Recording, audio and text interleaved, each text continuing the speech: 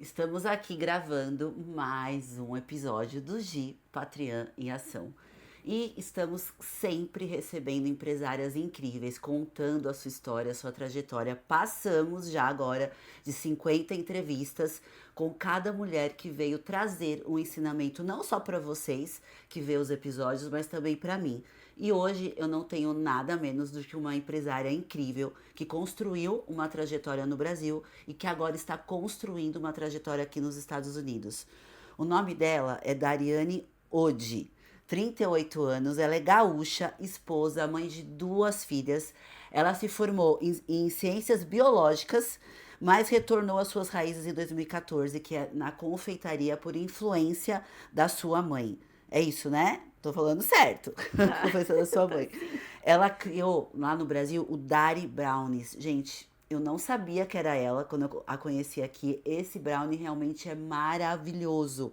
E eu não nem imaginava que eu podia conhecer quem fazia esses brownies no Brasil. O negócio cresceu tão rapidamente que de Porto Alegre ela foi para São Paulo, onde expandiu a produção para todo o sudeste do Brasil. Em 2025 mudou-se para os Estados Unidos e iniciou um novo capítulo, que é o Dari Bakery, trazendo o conceito inovador do Make Your Cake, que permite o cliente montar seu próprio bolo. Hoje atua em eventos e com um food trailer no Food Truck Heaven. Heaven. Heaven, aí ó, tá, o meu inglês, gente, é maravilhoso. Levando sua história de coragem, fé e paixão pela confeitaria. Dari, muito bem-vinda aqui. É um Eu que prazer ter agradeço. você aqui comigo, contando toda a sua história, como você começou essa história tão incrível no Brasil e agora construindo uma nova jornada aqui nos Estados Unidos.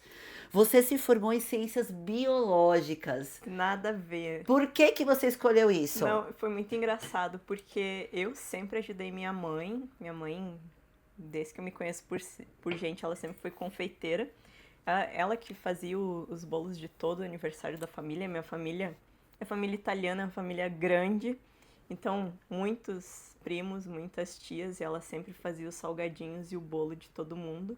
E eu sempre ajudando ela. Só que a minha mãe, ela trabalhava muito. E ela depois trabalhou em padaria, acordava mega cedo. E além da padaria também fazia bolo. Não Aí quero eu, essa aí vida, eu, você eu pensar. foi mais ou menos isso, sabe? Eu disse assim, gente, não quero essa vida pra mim.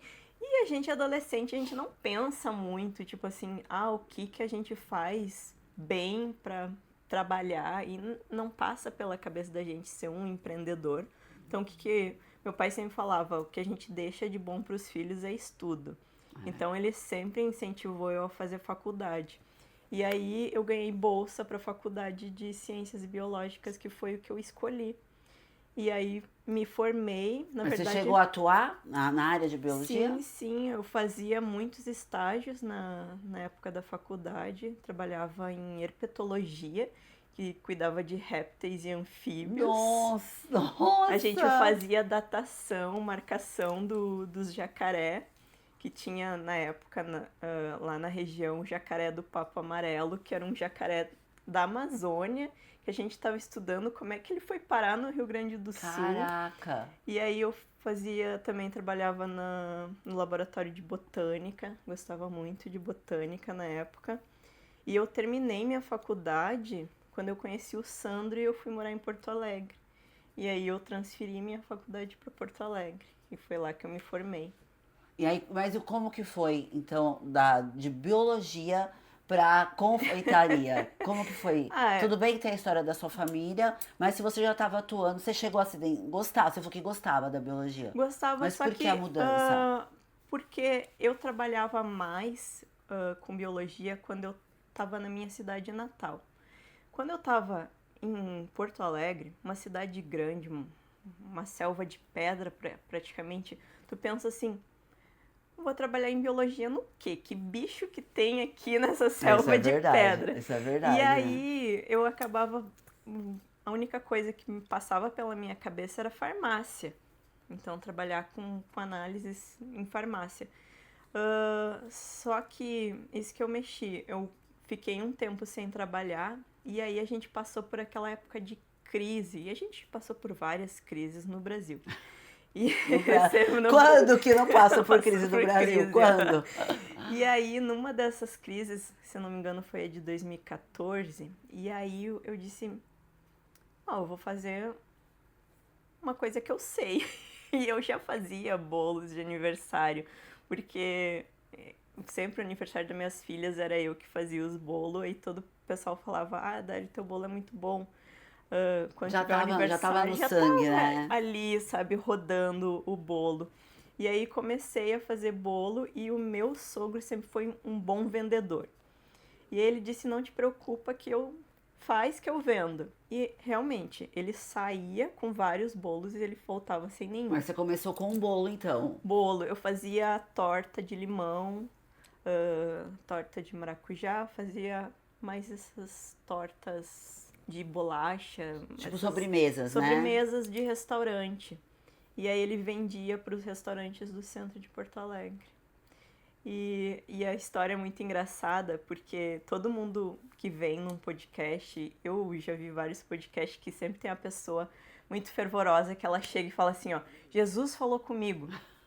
E aí eu falo até hoje, os brownies, foi Jesus que falou comigo, porque eu tinha um dos meus maiores clientes, o nome dele era Jesus. Caramba! E aí ele chegou pro meu sogro e falou assim, ó, tua nora sabe fazer brownie? Até então você não fazia Não brownie, fazia era os brownie, bolos, eram os bolos, tortas.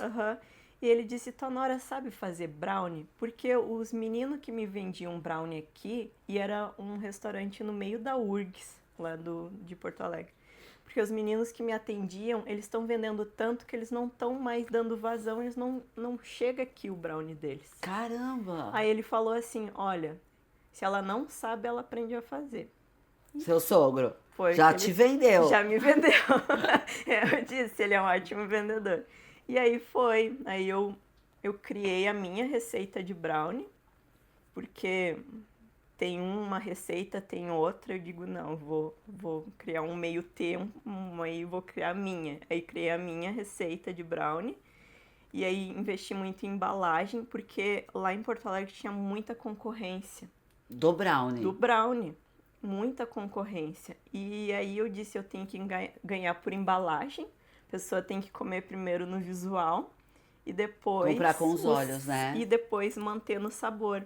Tanto que o meu sogro, além do Jesus, que era o nosso cliente, quando ele ia oferecer o nosso brownie para outros, eles falavam assim, ó, não, eu não gosto de brownie. Já veio o brownie aqui, eu não gostei, eu não vendo. Porque o brownie Dari, realmente eu gosto muito de brownie, mas dependendo Tem da uns, onde você come, é um são seco, seco. você tem algo, já cheguei a comprar, mordi e joguei fora. Vários aconteceu isso. E a gente fez isso quando a gente montou. A gente comprou todos os brownies da concorrência e a gente provou. E realmente tinha uns que a gente mordia e cuspia porque não tinha, era incomível. Tem mesmo. E aí o que aconteceu? Eu criei a minha receita e aí o meu sogro, quando ele ia vender, as pessoas falavam, não gosto de brownie. E ele dizia, não, então eu vou deixar essa caixinha aqui, ó, e se tu não vender, eu pego ela de volta. E o que acontecia? Na outra semana ele ia lá e a pessoa encomendava mais. E assim que a gente Foi no boca a boca. Foi no boca a boca e foi conquistando o mercado. E quanto tempo levou, tipo, desse produção pequena, caseira, pra você dar o up Foi que você deu? semanas. Semanas? E a gente teve que negociar um forno industrial e eu tive que colocar um forno industrial na minha cozinha de casa. Então imagina, ainda bem que eu tinha uma copa, e aí lá na copa que eu coloquei aquele baita forno industrial. E qual que você acha que produção. foi o diferencial?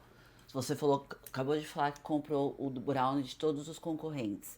O que você acha que foi o diferencial que fez você ter esse boom, esse crescimento tão rápido? Se você tinha vários concorrentes, qual foi? Que eu tô te fazendo até essa pergunta porque como eu falo de posicionamento, o posicionamento não é só digital, qual a sua diferenciação para se destacar dos seus concorrentes? Eu acho que primeiro foi o visual, porque a minha embalagem mostrava o brownie, então ele enxergava, e ele via já aquela casquinha Era transparente a embalagem. E tu já provou, então sabe que sabor Nossa. era Olha, já até encheu diferença. minha boca d'água só de lembrar, gente. É muito bom, muito bom. Eu não sabia que, né? Mas eu falo que esse Orlando, a gente acaba conhecendo. A gente tá num.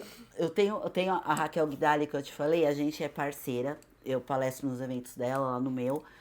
E eu morava em Santo André e ela morava em Santo André. A escola dela era em Santo André. A gente nunca se viu.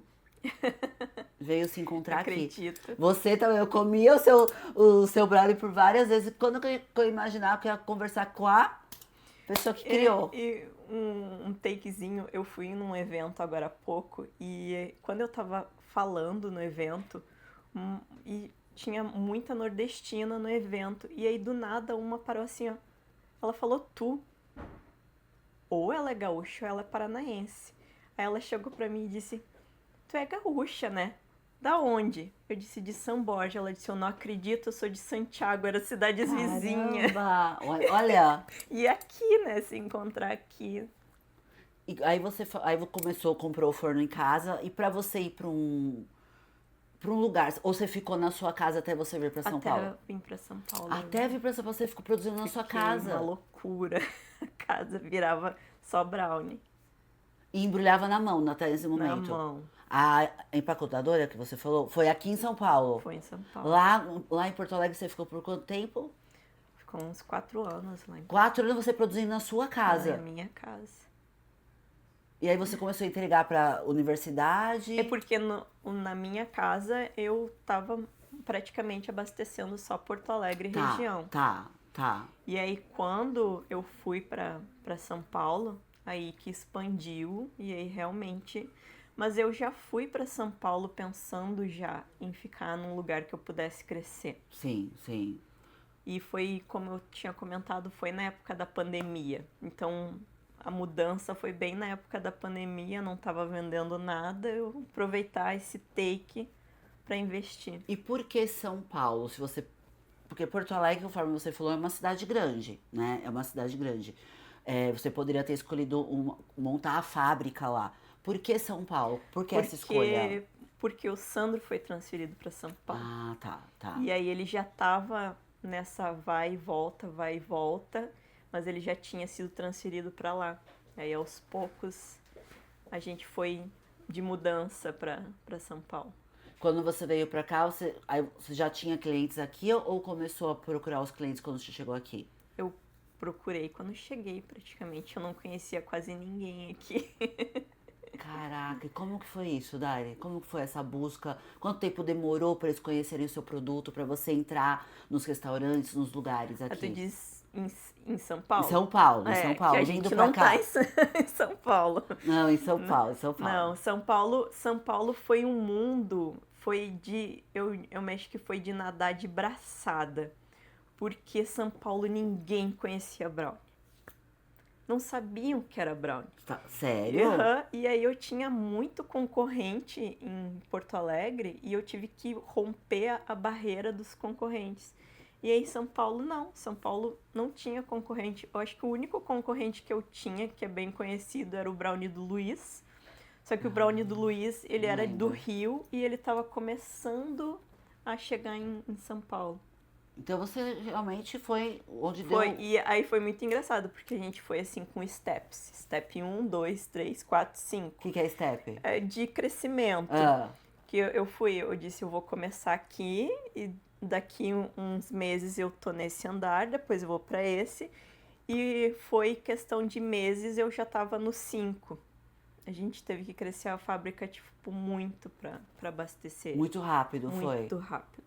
E aí, Muito rápido. lógico, você comprou empacotadora É, pra te ajudar. porque eu tinha os distribuidores em São Paulo, e aí os distribuidores falavam com outros distribuidores, aí a gente foi pra Baixada Santista, aí a gente foi pra Minas, e assim foi espalhando. Você tinha uma prospecção de crescimento muito boa. Por que, então, Dari, dentro dessa prospecção, desse crescimento que você teve lá, vocês escolheram vender essa fábrica lá? Olha, gente, é uma decisão difícil. Eu falo porque eu fiz a mesma coisa, mas lógico, eu tinha 2 buffets infantis e um social, São Caetano, Santo André, não dá. Você já fornecia para São Paulo, Minas, Porto Alegre, já estava indo para o Nordeste. Então a sua prospecção de crescimento era muito grande. Por que essa decisão de vender tudo e começar uma nova jornada aqui nos Estados Eu Unidos? acho que foi falta de esperança no país, de melhoria. Olha isso. E eu tinha 2 filhas meninas em São Paulo. E a minha mais velha já estava adolescente, em fase de sair. Aí ela saía, ia pro Ibirapuera. E aí às vezes era 5h30, começava a escurecer e meu coração já tava assim. Eu dizia, vem pra casa, minha filha, vem pra casa. A gente não tem Não tranquilidade. tem tranquilidade nenhuma. E assalto, Sim. e roubo de carro. Sim. E eu tinha amigos naqueles que passaram por sequestro relâmpago. E que nem a gente falou, São Paulo, por mais que tu ganhe bem, a tua qualidade de vida não é boa, porque é tudo muito caro. É A muito nossa, caro. a nossa escolha de vir pra cá também foi pensando no nosso filho, né? Ele tá entrando na adolescência agora, mas igual você, sem uma visão melhor do nosso país, né? A gente que tá aqui há pouco tempo sabe o que a gente estava passando lá. Eu também lidava com alimentos, conforme eu te falei. E a gente, toda semana era uma busca pelos fornecedores onde você ia conseguir o melhor preço para comprar as coisas, porque eu não conseguia reajustar. Acredito que você é a mesma coisa, Também. né? Acredito que você, conforme a gente conversou nos bastidores, você ganhava na quantidade que vendia. Eu era limitada, afinal, por mais que eu fazia festas durante a semana, acabava sendo limitada. A maioria das pessoas queria o final de semana. E aí eu não conseguia reajustar. 2024 eu não consegui reajustar os meus cardápios do Kids por causa da economia do país. E o pessoal não entende isso, porque a gente passa por crises no país e sobe o preço de tudo.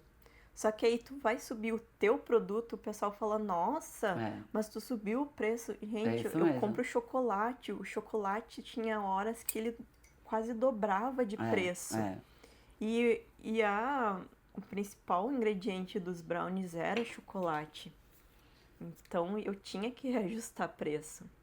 Não, e a gente infelizmente não tem não tem uma visão de que vai melhorar, né? Então a gente também veio pra cá pelo nosso filho, pensando na segurança dele. Mas foi uma decisão difícil pra você? Não, porque a gente sempre teve o sonho de morar aqui. Tá. É um sonho que a gente carregava há anos. E o meu marido, Sandro, ele sempre falava assim, ó, o dia que eu for me mudar, vai ser uma coisa certa e direitinho. Porque a gente não vai fazer loucura com 2 filhas pequenas. Então, foi muito bem planejado a nossa vinda pra cá. Quanto tempo vocês planejaram isso, Dari? A gente planejou durante meses. Quando a gente viu uma brecha para vir, ele chegou para mim e disse assim, o investimento é alto. Mas você já fez o seu visto de lá? De lá. Então demorou quanto tempo? Para vir demorou 3 anos porque a fila do consulado foi muito grande. Mas para decidir a gente decide as coisas assim. Ele chegou para mim e falou assim, o investimento é alto, eu não tenho 100% de certeza que a gente vai conseguir, mas é o nosso sonho. Vamos? Eu disse, vamos. E foi assim. A gente aplicou e quando a gente aplicou, em 3 meses o processo dele foi aprovado. Em 3 meses? 3 meses. Porque o advogado falou que a carreira dele era muito boa e tipo, com o que ele trabalhava era o hype do momento dos Estados Unidos. É logística e gestão, e eram as 2 coisas que E ele vocês não trabalhava. imaginavam que ia ser tão rápido? Não. E aí depois que aprovou que vocês colocaram a empresa pra vender? Foi, e o problema disso foi porque a gente foi pra fila do consulado e a fila do consulado tava em 6 meses. Quando a gente entrou na fila do consulado foi pra 1 ano, durante a espera foi pra 1 ano e meio e foi pra 2 anos e a gente ficou um tempão na bola de neve da entrevista. Mas aí demorou. Mas assim, então, foi aprovado em 3 meses. Mas quanto tempo demorou então pra sair o documento? 3 anos? 3 anos. Ah, tá. Demorou bastante. E foi mais a parte do consulado do que o processo em si. E aí você teve tempo então de colocar a empresa para vender e tudo Teve mais. bastante. Só que foi angustiante pra gente, porque tu tá com o teu processo aprovado. Tu sabe que tu tá vindo, Mas não sabe mas não quando. sabe quando. Então E tu aí fica coloca a num. empresa, não coloca a Aí tu empresa. fica num limbo. E aí ele tava de saco cheio já do No emprego. emprego. E ele não podia pedir demissão. E eu também não podia, não sabia quando o time de vender tudo lá. E aí ficou uma bagunça na nossa Se vida. colocava para vender, se não Se não colocava. colocava, Demorou, quando você falou, agora eu vou pôr pra vender. Demorou pra. demorou. Porque depois que você que sai, eu tô com uma aluna minha no Brasil, que ela tava aqui no final do ano, ela falou que depois que você faz a entrevista, que você recebe o green card, você tem 6 meses pra vir. Sim, É 6 meses isso. pra vir. Então você teve 6 A meses pra gente nem resolver. esperou isso, porque a gente já era pra estar, ele falou, já era pra estar um ano lá morando, e a gente não vinha nunca. Quando a gente fez a entrevista, a gente já tava. Quando a gente marcou a entrevista, a gente já tinha as passagens Mas já compradas. tava vendida a empresa. Já. Ah, já tinha vendido Já então. tinha Tá. vendido. Tava só Já esperando. tava esperando vir. Aí foi bom porque o time da nossa entrevista foi junho, se eu não me engano. Em final de julho a gente já tava aqui. Caraca. Começando do zero. E aí essa é a outra pergunta que eu quero te fazer. Você vem com toda a sua carga de conhecimento, isso é fato, ainda mais você com toda essa experiência em confeitaria, mas chegando aqui a E me gente formei também nessa área. também Fiz tem vários informação cursos. sobre isso. Chegando aqui, a gente sabe que por mais que a gente tenha a nossa história no Brasil, as pessoas não nos Não conhecem conhece. aqui. Você pode falar o que você faz, muitos olham assim e falam, tipo, Não, tá aí, né? e eu senti muito assim, tem gente aqui que ela tem um preconceito quando tu fala que vai investir. Ou Porque empreender. porque tem muita gente que tá há anos aqui nos Estados Unidos e começou de peão, começou limpando casa e falou: não, porque para começar aqui tu tem que suar, tu tem que começar lá de baixo para depois tu crescer e montar a tua empresa. E aí eu disse: não, gente, eu já quero atuar na minha área. Não, mas isso é muito difícil. A gente ouve muito isso. Ouve muito isso. E Muito, aqui, muito. E aqui tem muito brasileiro, e aí aqui eu tive que também inovar, porque foi a mesma situação.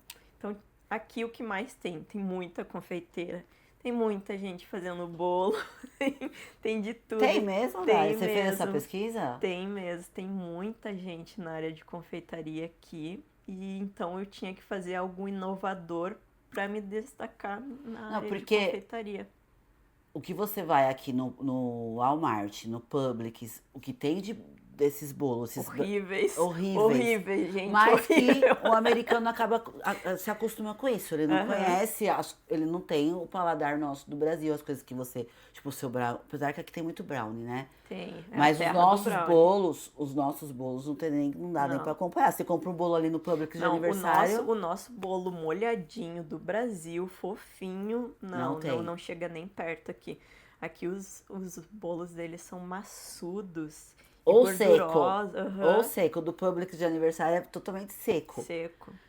E como que você fez essa pesquisa aqui para você atuar hoje com os bolos que a pessoa personaliza? Como que surgiu essa ideia? É algo realmente muito diferente. Até no Brasil acho que não tem, né? Não tem. E é muito engraçado, porque eu comecei que nem comecei lá em 2014.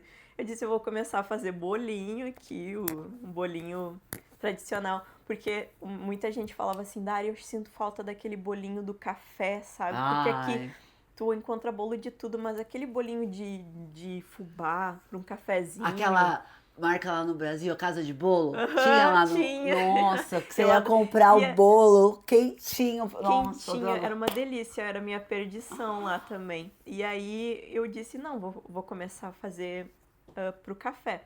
Só que ninguém me conhecia.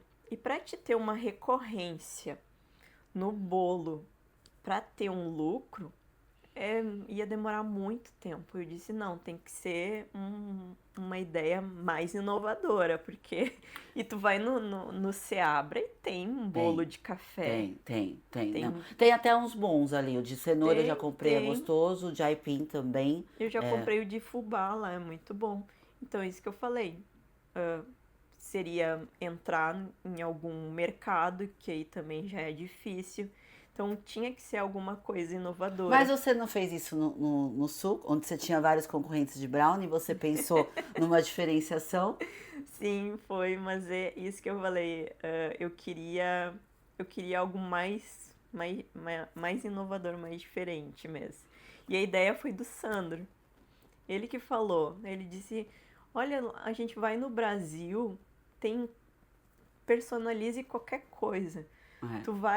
Tu monta a tua pizza. Aí tu monta a tua salada. Tu monta teu sanduíche. Mas eu nunca vi nada na confeitaria. Nunca vi nada de monte, bolo, monte. Nunca vi na área de confeitaria. E eu disse, realmente, eu nunca vi. E aí, quando a gente montou essa ideia, todo mundo falou, nossa, olha, nunca vi. Mas quais estão sendo, Dari? Faz quanto tempo que você tá com o trailer? Faz um mês. Um mês que você tá lá no espaço. Nesses 30 dias, o que tá sendo desafiador para você? Movimento, porque o pessoal até mexeu comigo que eu montei o meu trailer numa época muito ruim de Mas movimento. por que ruim? Por que ruim? Eu não sei, eles falaram que é uma época de baixa de turista daqui. Que até quando foi a semana do Spring Break, teve bastante movimento. Mas foi só na semana do Spring Break. Muita gente Depois viajando. baixou bastante movimento. E eu acho que o pessoal ainda não me conhece pra parar. O pessoal passa, olha e diz, é só um bolo, mas não conhece. Nunca comeu. É, porque é realmente algo diferente. E isso que eu falo, quem para e tem a experiência, volta. E o meu problema lá no Food Truck Heaven é muito turista. Então, os americanos param, provam e ficam toda semana que eles estão de férias, eles estão todo dia lá. Mas aí eu vejo que são 4, 5 dias que eles estão ali todo dia e aí depois passa. E eles demoram muito para ter a confiança de parar. Porque eles são muito metódicos, né? Metódicos, mas tu vê que quando eles param, eles vão só ali. Conta pra quem vai ver esse episódio sobre a experiência que você colocou a TV lá. Eu achei interessante isso. Foi muito engraçado, porque o que eu achei? Como o brasileiro come com os olhos, eu disse, eu vou fazer um vídeo meu montando os bolos, colocando chocolate, colocando a cobertura do pistache. O vídeo é você fazendo o bolo ali na hora, com várias coberturas, colocando morango em cima, colocando as frutas, colocando os toppings, pra pessoa comer com os olhos. E aí, passavam os americanos, e eu tenho uma TV no meu food truck, eles passavam e eles olhavam o vídeo e falavam assim, não gosto de pistache. E saíam. Eu ficava tipo, como assim não gosto de pistache? Mas não tem só o pistache. E aí depois passava outra assim, eu não gosto de chocolate branco. E ia embora. E eu falei, meu Deus, ela não viu que tem no meu food truck Make Your Cake bem grande. E eu disse, Sandra, eu vou ter que fazer alguma coisa didática. E realmente eu fiz um vídeo didático para botar no meu food truck e diz assim, Make Your Cake, escolha a sua base. Aí os sabores da base do bolo, do pão de ló de chocolate. Escolha a sua cobertura. Aí lá todas as coberturas, escolha os seus toppings. Até 3 toppings, aí todos os toppings. E aí agora eles param na frente da TV, ficam olhando a TV e falam, é assim que funciona. E aí vão e compram. Olha isso. Bem engraçado. É por isso que tem uma frase que eu falava que eu ia tatuar até aqui. O óbvio precisa ser dito. E eles são muito do óbvio mesmo. São. Tem que ser muito bem explicado. Mas nesse caso não. Não. Foi muito engraçado. Lá no meu buffet eu falava que pintar na parede. Óbvio, precisa ser dito. Porque às vezes é muito óbvio pra nós, né? Porque você tá ali, é seu aquilo, você sabe como funciona. Agora, tipo, como é uma coisa muito diferente, foi o que você falou, tem de açaí, tem de sorvete, apesar que nem, acho que nem tão comum aqui pros americanos açaí. Pior que é É, comum. É, eu tinha uma amiga que ela falou, e foi ela que falou, ah, Dari, coloca açaí também no teu. No, porque tu usa os mesmos toppings pra montar. Porque eu tenho uma amiga minha que tem um evento agora e ela vai botar açaí lá pros judeus. Eu disse, judeu? E comendo açaí americano, judeus que estão aqui americano olha. e pediram açaí no, na festa Lá, deles. lá no meu, uma festa de 15 anos, você falando agora, eu lembrei. Teve uma mãe que ela contratou o carrinho de açaí pra festa. Aí chegou lá o carrinho do açaí, aí tinha os tops e a molecada, né, se servia lá de açaí. É, e outra coisa que eu não falei, que eu tenho o stand de evento, onde eu faço os bolos Isso. nos eventos. E aí eu tava esses dias num evento e aí chegou uma moça pra mim e falou assim, ó, nunca vi essa ideia.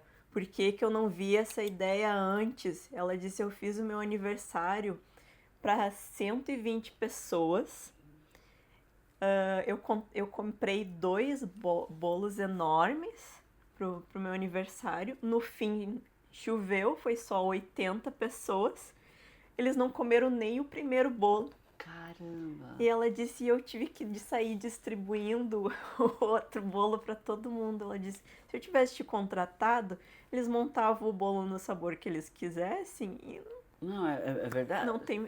Ela disse, eu só ia ter que comprar um bolo fake gigante para colocar na mesa de decoração. Qual que é os sabores da massa, Dari? Eu tenho de chocolate e de baunilha. Tá. E aí, quantos tipos de toppings ali? Eu tenho 6. Eu tenho ganache de chocolate branco, tenho pistache, doce de leite, que é muito bom, Ah, eu amo isso. Nutella e morango. E qual que sai mais? Qual que os americanos mais Por gostam? incrível que pareça, o recheio mais doce. E eu achei, todo mundo falava assim, ó, Dari, bota o teu chocolate meio amargo, porque americano não gosta muito de doce. E eu disse, tá bom, o meu ganache de chocolate é meio amargo. Eles vão no morango, e o morango é o mais doce. E eles comem e adoram e voltam e pegam o morango de novo. Olha. E é a minha cobertura mais doce que eu tenho. Mas você tá vendo como que você vai conhecendo o mercado, né? É, e eu tenho que colocar brigadeiro, porque os brasileiros falaram, não, não pode ter bolo sem ter Ah, cobertura de brigadeiro tem que brigadeiro. ter, né? Brigadeiro, Eu disse, brigadeiro tá tem que bom, ter. vou colocar outra coisa que me perguntaram, se eu fazia sem glúten. Eu Verdade, disse, é um mercado também muito eu bom. disse, olha, se for evento, eu faço. Mas eu disse, tem que ser pessoa que é só intolerante. Porque o intolerante a glúten, eu posso usar a mesma batedeira Tem e ele isso, não é vai ter verdade. É problema. verdade. Mas agora, se é uma pessoa que é alérgica Alérgica, ao glúten, se eu usar a mesma pá que eu bati o já bolo, tem problema. já dá o Já dá problema. problema. Aí ele falou, não, são só intolerantes. Eu disse, então Mas tá. como que é esse mercado aqui do sem glúten? É um mercado em crescimento? Porque no Brasil, eu tenho uma amiga, a gente é amiga mesmo, ela, pra você ter ideia, ela tem um filho dela é autista, descobriu isso, o filho dela e o meu estudaram juntos. Ela era engenheira da GM, engenheira, viajava e tudo mais. Uhum. Aí o filho dela foi diagnosticado com autismo. Autismo. E aí ela foi estudar, né, o que poderia melhorar a forma de aprendizado, para ele melhorar a fala. E tá muito ligado com a O alimentação. glúten. Uhum. E aí ela se especializou, ela foi fazer gastronomia especializada sem Eu glúten. fiz, eu fiz gastronomia funcional E numa das minhas aulas falava que o glúten e o açúcar estão Sim, bastante relacionados sim. ao autismo. A hora que ela tirou, assim, ele teve É outra um pessoa. crescimento no estudo mesmo, sabe? Porque eles estudavam em escola bilíngue e ele não conseguia acompanhar. Ele demorou muito para vir para falar. E aí quando ela foi começando a tirar o glúten, a lactose e o açúcar, ele assim, ele deu um crescimento muito alto. Melhora o foco Melhora o deles. foco. E o que ela fez? Ela pediu demissão da GM. Ela trabalhava há 15 anos na GM, ó. Lá no Brasil, você sabe como. Aqui também tem as montadoras, mas lá trabalhar na GM, tipo, eu trabalho É, na sim, GM. sim. Gente, todo mundo lá. Realmente a GM tá em São Caetano, na cidade que eu morava. Todo mundo lá queria trabalhar na bendita da Na GM. GM. E ela pediu demissão e ela foi fazer essa confeitaria, gastronomia Gastronomia funcional. funcional. E ela abriu uma padaria lá em Santo André, no bairro Jardim, só de produtos, pães, bolos, panetone, até o ovo de Páscoa. Como eu sigo ela até agora, mas eu cheguei a comprar tudo sem glúten e sem lactose. Você chegou a ver como é esse mercado aqui? Você falando agora do sem glúten, eu tive essa Sim, curiosidade. eu vi, por isso que eu coloquei principalmente para eventos, porque muita gente. Eu fui num evento agora há pouco que tinha mais de 40 mulheres. Das 40 mulheres, 5 eram intolerantes. E aí, o que aconteceu? Eu não fui preparada para o evento, não sabia que teria mulheres que estavam intolerantes. Aí eu falei para elas, eu disse, olha, o que eu posso servir para ti é as frutas com a cobertura. E aí elas comiam só as frutinhas com as Com as coberturas, mas não coberturas. comiam o bolo. E aí foi que eu acabava levando só os potinhos próprios para elas comerem as frutas. Olha só, você tá vendo? E aí foi bem isso. Aí foi quando eu pensei em fazer também os bolos sem glúten. É mais difícil fazer sem açúcar, porque tudo tem açúcar na confeitaria. E aí E eu ela ia faz depender. nessa padaria, ela também faz só sem um açúcar refinado, né? É porque nas minhas coberturas nenhuma tem glúten, mas todas têm açúcar. E aí pra fazer alguma coisa sem açúcar é bem mais complicado na E aqui confeitaria. parece que é mais, né? Parece que as coisas aqui tem mais açúcar. Mais açúcar, Tudo, né? Tudo. tudo muito doce. E tu falou da tua amiga, eu lembrei de uma amiga minha que os 2 filhos delas nasceu com diabetes. Nossa. E aí foi bem na época que não tinha nada no mercado para quem era diabético. E era quando começou a surgir zero açúcar, era tudo muito ruim, muito ruim. Ó, É. péssimo, E aí péssimo. depois com o tempo eles também ficaram celíaco, porque quem tem diabetes tem tendência a ficar celíaco. Então, Nossa, eu não sabia disso. e aí foi mais difícil ainda, porque além de ser em açúcar, tinha que ser sem glúten. E aí, o que ela fez? Ela também fez a mesma coisa. Ela dedicou a vida dela a criar receitas sem açúcar e sem glúten por causa dos filhos dela. Olha, essa minha amiga, ela, cara, hoje, Eu graças falo do brasileiro, né? do brasileiro. E hoje ela tá fazendo até, ela tá indo pro digital. Quando eu tava no Brasil, eu já tava incentivando muito ela, mas ela ainda não tava no momento. Aí agora, há pouco tempo, ela realmente tá agora palestrando sobre isso. Ela tá, fez até outras especializações, né, voltada para crianças com autismo, porque é um mercado que tá crescendo crescendo. muito. E lá no Brasil, tinha padarias ali em São Paulo, acho que não sei se você chegou a conhecer, que era a padaria toda sem glúten e sem lactose. Tinha. Né? Aqui eu ainda tô conhecendo muita coisa, não sei se tem isso aqui. Assim como abriu até a do Bud, não fez sucesso nenhum Qual? lá. A do Bud, o confeiteiro famoso aqui dos Estados Unidos, ele abriu uma padaria Não conheço. dele, ele foi pra Ah. estrear, só que eram os bolos americanos e não caiu no gosto do brasileiro. Assim como ele abriu, ele fechou. Sério? Mas é um mercado, ó, aquela hora que a gente estava conversando, é uma coisa que você pode pensar. Uma outra diferenciação para o seu negócio, realmente. E não só no evento, no próprio trailer. No próprio Porque trailer. pode chegar pessoas ali que querem experimentar, "Ai, mas você tem aí sem glúten. sem glúten, vai perguntar se tem sem açúcar também, porque tem muitas pessoas Sim. com diabetes aqui, né?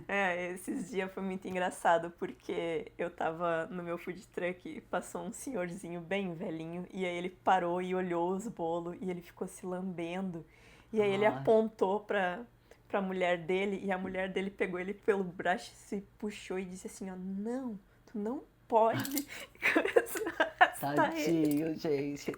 Eu disse, eu acho que o coitadinho era diabético. Mas, ó, você tá vendo como a gente conversando já vai pensando em outras Em outras possibilidades? possibilidades, sim. Porque a pessoa. O sem glúten já tava no meu radar. E o sem. E pensar não precisa ter tanta variedade do sem açúcar. Você deixar umas 2, 3 opções ali, né, pra pessoa, porque aqui a gente sabe que o índice de diabetes é alto também, É né? alto, sim. Isso Tem muita gente obesa e com a obesidade vem a diabetes. Vem. Dari, você empreendeu lá. Você sempre teve a visão empreendedora ou foi acontecendo? Foi acontecendo.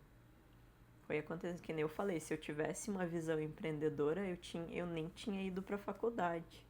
Já tinha feito alguma coisa diferente desde cedo. Mas Foi você teve a sua mãe que não deixou de ser uma empreendedora, por mais que, Sim. né? Porque se a gente pegar a história dos nossos pais ou avós que empreendiam sem, porque eu falo, até fiz um conteúdo essa semana sobre isso, ninguém nos ensina a empreender.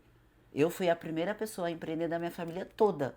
Todo mundo cresceu com a mentalidade que tinha que fazer faculdade, trabalhar numa grande empresa e empreender, não. Então eu furei a bolha e fui a ovelha negra da família. A ovelha negra da família. Mas ninguém realmente nos ensina a empreender. Mas você teve dentro de casa, querendo ou não, dentro da capacidade, das habilidades dela, ela era uma empreendedora. E mesmo assim, isso não despertou em você a vontade de... Não. Eu falo que o empreendedorismo, ele vem da necessidade. Então, No Brasil, quando eu realmente. realmente passei por um tempo de necessidade que eu pensei em empreender. E se tu for ver, várias pessoas são... Eu vejo muito empreendedor que hoje é grande, que ele trabalhava, ele era CLT e no extra dele, durante a noite, ele fazia uma coisa para complementar a renda, que ele não deu mais conta e ele teve que se dedicar só àquilo e virou empreendedor.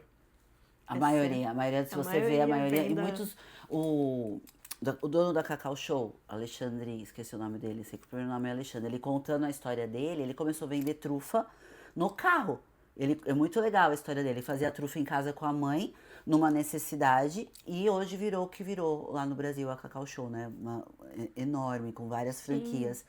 Mas realmente, eu não tive ninguém não tive nem escola dentro, assim, alguém dentro da minha família que empreendia, eu falei, quero ser essa pessoa. Eu tinha isso dentro de mim, desde pequena. Com 5 anos, 6 anos, eu colocava a roupa da minha mãe e ficava dentro de casa com o sapato de salto dela, já falando que a empresa era minha. E eu acho que a gente acaba virando um exemplo, porque a minha filha mais nova, ela fala sempre assim, nossa, isso é bom, nossa, a gente podia fazer isso para vender. Você tá vendo? Ela já pensa em empreender desde pequena, sabe? Isso é muito legal. E vindo pra cá, porque a gente percebe a diferença também da mentalidade de quem, né, do brasileiro para quem, isso é muito legal. Eu tava vendo outro dia até um podcast que eu gosto de ver bastante, eu gosto muito de falar porque eu adoro o Flávio Augusto, e ele tava falando justamente a diferença no ensino do Brasil para cá. No Brasil, meu filho estudava numa escola muito boa, só que era uma escola focada em faculdade. Sim. Preparar para entrar pra numa faculdade faculdade. pública. Aqui, as crianças com 16 anos já querem empreender, com 15, 16 anos. Mas também foge um pouco do ensinamento deles, porque se tu for ver, a raiz da raiz aqui dos americanos não é empreender, é trabalhar para uma empresa e ali ele ficar, e ali ele ter a renda dele, e ter o Mas certinho é diferente dele. a mentalidade, Dari. Eu Mas vejo é diferente, eu não vejo tanto americano empreendedor quanto eu vejo ele trabalhando certinho. Sério?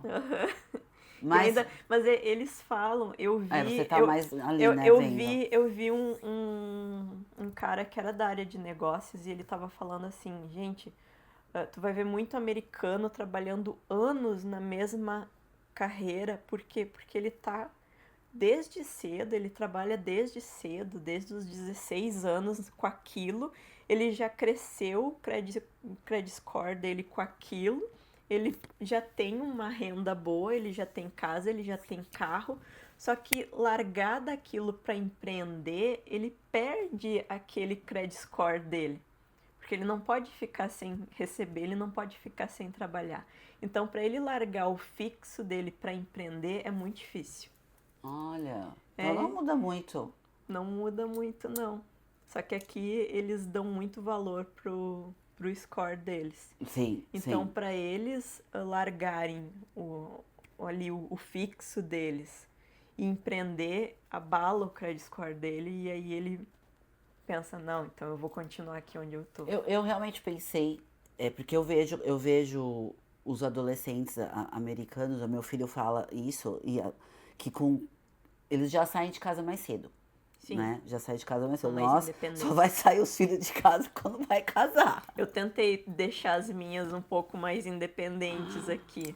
Mas eles querem trabalhar para ter o próprio dinheiro, pode ser, pode ser. Sim, mas aí tu vai ver, eles querem trabalhar cedo. Eles não querem empreender cedo, eles querem trabalhar.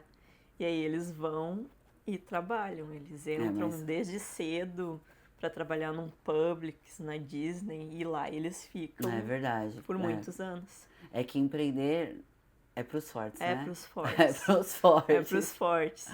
Mas eu falo que quem empreendeu no Brasil vai empreender em qualquer lugar no mundo, porque lá, você sabe, a carga de impostos. Muito. Você tinha funcionários registrados na fábrica? Tu acaba pagando duplicado, né? É muito difícil. Aí o funcionário fala, mas me paga só 2.000. Mas ele não sabe que a gente tá pagando 2.000 pro governo. 4.000, sabe? É 4.000 salário no final. Então, Sim, pra gente, pra ele é 2.000, pra gente é 4. Mas você tinha funcionários registrados lá? E aí, outra coisa que é difícil é muito imposto. Muito. Tu paga imposto no que tu comprou, tu paga imposto nas máquinas, tu paga imposto em tudo. E aqui não tem tanto imposto, mas aqui eu vejo uma coisa assim. O pessoal fala assim, é muito fácil abrir empresa nos Estados Unidos, é muito fácil empreender nos Estados Unidos. Aí, quando a pessoa já fala isso pra mim, é muito fácil, e eu já sendo empreendedora aqui, eu fico pensando, olha, ou alguém fez todo o passo pra ti, ou tu não sabe o que é abrir uma empresa nos Estados Unidos. Porque é uma burocracia muito grande. Até tu começar a trabalhar, eu levei meses. Sério? Para começar a trabalhar com licenças, porque eu trabalho com alimentação. Isso que eu ia te perguntar. E eles são muito chatos. Tu tem que fazer licença do estado, tu tem que mandar o que tu vai trabalhar. Mas no Brasil também não tem, por causa da vigilância, Dani? Sim, mas tu faz num dia pro outro, paga e eles nunca nem vão ver. Tipo, eu fiz toda a minha vigilância, eu tive que fazer toda a decoração, toda decoração não, mas eu tive que fazer a construção da minha fábrica, eu tinha que tá tudo nas normas, que o azulejo tinha que ser branco, tinha que ser 2 metros de altura de azulejo. Sim. E todas as bancadas tinham que ser de inox, e assim eu fiz. Mas pergunta se foi algum fiscal da prefeitura medir os 2 metros de altura dos azulejos, ver se os azulejos eram brancos, se foi os bombeiros lá, ver se eu tinha extintor de incêndio. Nem os bombeiros foram? Nem os bombeiros foram. Nossa, eu tinha os alvará. Eu tinha os alvará da prefeitura, tinha os alvará de funcionamento, tinha todos os alvará. Paguei uma nota para ter os alvará. Mas, tipo assim, tu paga o alvará, mas eles não vão lá checar para te dar o alvará. Tu pagou, eles te dão o alvará. E aqui não. Aqui eu fui fazer as licenças e todas as licenças tinham o fiscal que ia fiscalizar. E ele ia fiscalizar. Ele ia até lá Eu tinha que marcar com o fiscal para ele olhar o food truck. Ele ia olhar o food truck. E aqui tem a norma do estado que o meu food truck tem que ter uma pia de 3 compartimentos e uma pia para lavar as mãos.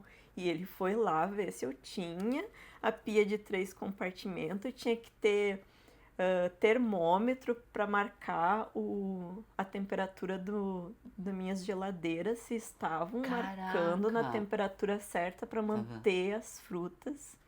E assim foi. E demorou bastante. E o food truck ainda não estava no espaço que você está hoje. Ele foi. Espaço.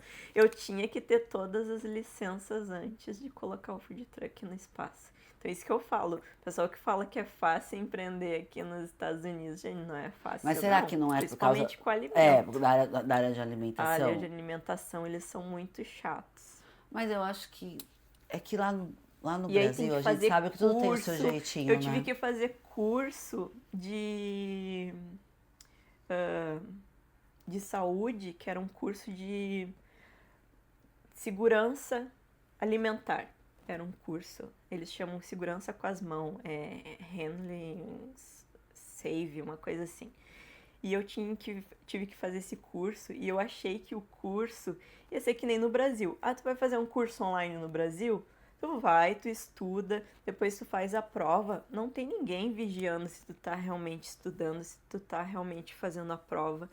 Eu estudei toda a prova em inglês, eu nem sabia quase inglês. E eu estudei para a prova e no dia da prova veio o fiscal para olhar eu fazendo a minha prova. Ele pediu para mim ligar o meu celular para dar o acesso dele no computador. Caraca. E ele ter acesso ao meu celular. Ele pediu para mim deixar o celular longe para ele ver meu corpo inteiro fazendo a prova. Enquanto ele via o que eu estava acessando no celular e eu tinha que acessar só a prova. E eu tive que fechar todas as páginas que estavam abertas do computador. Eu tinha que deixar só a prova em aberta. Caramba. E ele falou boa prova e ele ficou me olhando a prova inteira. E é claro que eu rodei na primeira prova. Eu tava muito nervosa. Com a pessoa, eu não lembrava de quase nada. E aí eu disse, não, peraí. Agora eu vou fazer certinho. Eu estudei, eu decorei tudo. Eu fiz todos tudo isso pro trailer, porque eu tenho que ter esse curso para operar e é para qualquer restaurante, qualquer pessoa que tu conhece que tem um restaurante, ele tem o mesmo curso que eu fiz. E aí depois fiz o curso de novo, fiz a prova de novo, passei com salvos, mas é bem difícil, foi bem difícil. Mas você pode falar isso, tudo bem que faz pouco tempo que está com o trailer, mas até agora, qual foi a maior diferença entre empreender no Brasil e aqui? Diferença? Que você tem sentido? Olha, eu acho que a maior diferença é a questão de custos. De custo. Aqui o custo é bem melhor para empreender, principalmente as taxas, porque aqui o governo ele incentiva tu a reinvestir no teu negócio. Porque lá no Brasil, o leão te come no primeira linha. E aqui não. Aqui, tudo que tu gasta com a tua empresa, até a gasolina, é descontado do teu imposto. Olha, então, tudo tu vai descontando o maquinário que tu comprou, a geladeira que tu comprou, e eles vão te taxar só lá no final. Então, acaba te incentivando a reinvestir e a crescer. É outro incentivo, né? Realmente. No Brasil, empreender, você acaba sendo vilão perante a política que a gente tem hoje, né? E aqui, realmente, é uma outra visão. Eles incentivam você a ter o seu próprio negócio. Isso já te ajuda demais. A gente tá aqui batendo 1 hora quase de conversa, Dari. E eu quero que você, olhando ali pra câmera, que você deixe uma mensagem para as mulheres que vão assistir o seu episódio. Sobre tudo que você passou desde que você começou a empreender lá em Porto Alegre, depois São Paulo, agora aqui, os desafios que você sentiu, para que você mostre para elas que nunca é tarde para você iniciar de novo, porque agora você, por mais Quase 40 anos começando do zero. exatamente, você foi o que a gente conversou, por mais que você venha com toda a sua carga de conhecimento, porque isso vem junto, um outro país, uma outra cultura, está iniciando um novo empreender, uma nova jornada. E muitas mulheres, eu falo que comecei a empreender, eu tinha 42 anos. E muitas mulheres nessa idade acham que tá tarde demais, que não vou começar do zero, e tudo que eu fiz até agora. Então eu quero que nesse sentido você deixe uma mensagem para elas. Eu acho que nunca é tarde para empreender, nunca é tarde para te investir em ti. Tem muita gente que deixa os sonhos para trás. Eu sempre tive o sonho de ser tal coisa, agora eu tô velha demais para isso. Não tá velha demais para isso. Tem que investir. Se é o teu sonho, corre atrás e vai que dá certo. Se ter força de vontade... Sim. Foco, eu falo que é foco, disciplina, né? E constância. E fala assim, só que nem o AA, que a gente, Alcoólicos Anônimos, só por hoje. Só por hoje tá tudo bem, só por hoje. É um dia de cada vez. Lá nos buffets eu falava, só por hoje tá tudo pago, tá tudo bem, amanhã é outro dia. E é isso, eu acho que o empreender é isso, né? O empreender é só por hoje, tá tudo bem. E é difícil empreender, né? Eu mexo... Porque, que nem eles falaram, eu vou empreender pra fazer meus horários e acabei ocupando todos os horários da minha vida. Não, vou empreender pra ter mais tempo. Não, a gente tem, mas no começo é mais difícil. E eu tô passando o comecinho de novo e o pessoal fala, é difícil esse começo. Realmente é muito difícil o começo, mas como a gente já passou por isso... sabe os resultados que você pode ter, não é mesmo? Dari, muito obrigada pela sua presença, por compartilhar a sua história aqui. Espero que a sua história vai incentivar muitas mulheres a ver que sempre é possível recomeçar, que nunca é tarde. Sempre é possível. Nunca desistir. Obrigada. Dos sonhos, sonho tá aqui. Então, vou me esforçar ao máximo para continuar e crescer aqui. Com certeza. Muito obrigada, viu? Um beijo. Eu que agradeço. Um beijo, gente. Até o próximo episódio.